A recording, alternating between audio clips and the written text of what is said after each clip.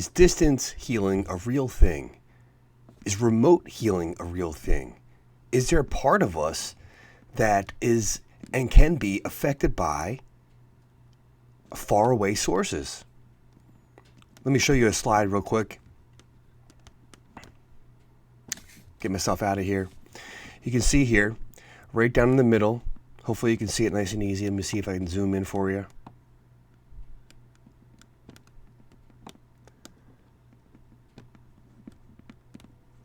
Can't see the whole image.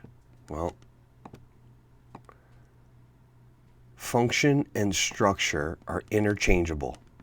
How the function goes, the structure goes. How the structure goes, the function goes. Back and forth, they affect each other.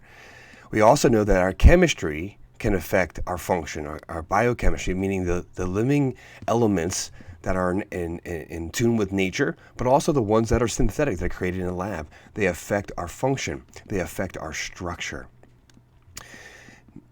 Now, if this is new to you, what you're going to be seeing more about in the future of healthcare is the electromagnetic energy fields and how that affects our chemistry, and therefore how it affects our structure, and therefore how it affects our function. The most advanced sciences are now studying what's called the subtle energy fields. You see it right here. And that affects our electromagnetic energy fields, which therefore affects our function, our structure, and our chemistry. And these subtle energy fields are affected by information and intention. And these definitions of what information and intention are much deeper, much broader, a little bit, quite a bit different than what you have been brought up to be aware of when you define those terms. So let's watch a brief video clip of a phenomenal researcher and someone who presents information in a great story format.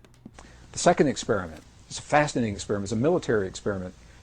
And what they did, in essence, was they took some human DNA, some scrapings from the tissue of inside the mouth of a donor or volunteer, and they placed this DNA in a device that could measure its effects in one room of a building, while the donor that the DNA came from is in another room in the same building. So living DNA from one person, the DNA is in one place, the volunteer is in another place. And what they did was they subjected the volunteer to what they called emotional stimulation that would elicit genuine responses of emotion, of joy or sadness or fear or anger or rage in one part of the building. And they were measuring the DNA to see if the DNA would affect to the donor's emotions. Now, why would it? In Western physics today, there's absolutely nothing that suggests that that DNA is still linked to the donor on the one hand. And on the other hand, as they conducted these experiments, what they found was just the opposite.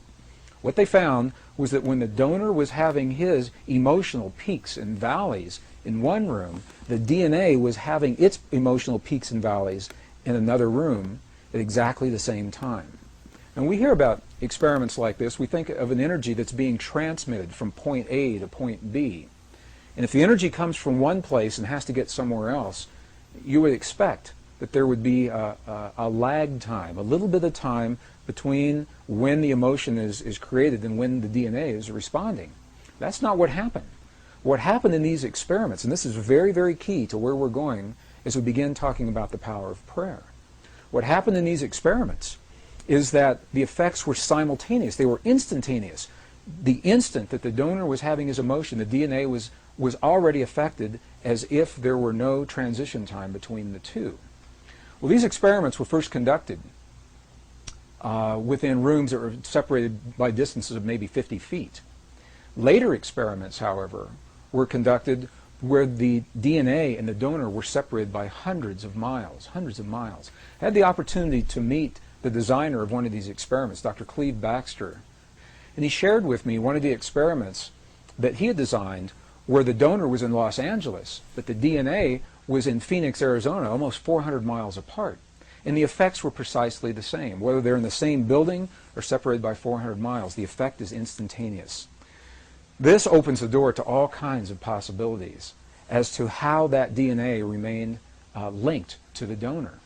What it says to us, once again, is that we're communicating with DNA through our emotions. And that whether the DNA is within our bodies or we're separated by distances of hundreds of miles, the effect is the same. We call this a non-local energy. It means it's everywhere all the time because the energy doesn't have to travel from point A to point B. So the third... Okay, I just wanted to introduce you to Greg Braden and some of the concepts that he's sharing around remote energy healing. And so the question I'm proposing today to challenge yourself is, can these forces be influenced from a distance? Can you get help from a distance? And yes, the answer is yes, very much true. And so let me share with you what I have put together here. It's called Synergy Solutions. I have a couple different healthcare professionals that do very similar work as me. We all do remote energy healing. We've been trained together. We come from the same lineage, so to speak. And so I'm going to play this clip from the promo page.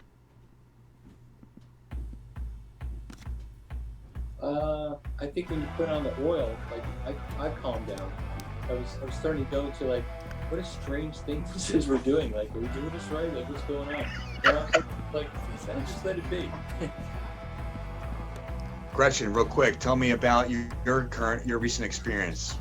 I feel amazing. I've taken so many deep breaths. I definitely felt a lot of work in my thyroid area, my right jaw, and my left foot that I've been waking up with basically it being a crippled foot. It feels amazing right now. So I'm very blessed and thank you all very much. I feel great. Yay. Though, tell me about the last 10 minutes. Tell me about your experience, what you were sensing, what you noticed. Definitely some like tingling in like the third eye area, and sort of some like tight sensations in like my lower back.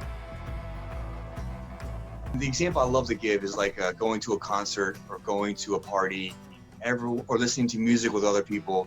We start to get in the same state of vibration, the same harmony, the same resonance. The first thing that just popped in my head was not necessarily the same frequency, but harmonic frequencies. Ah, Like, beautiful. if we're going to be a choir, we can have harmony without being in unison, right? If we have a 150-piece orchestra, we can do some big things. That's right.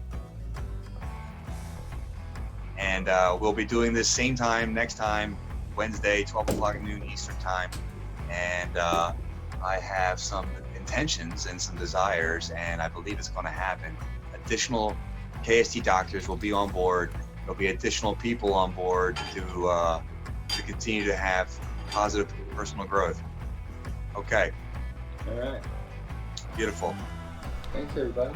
Thank you. Thank you.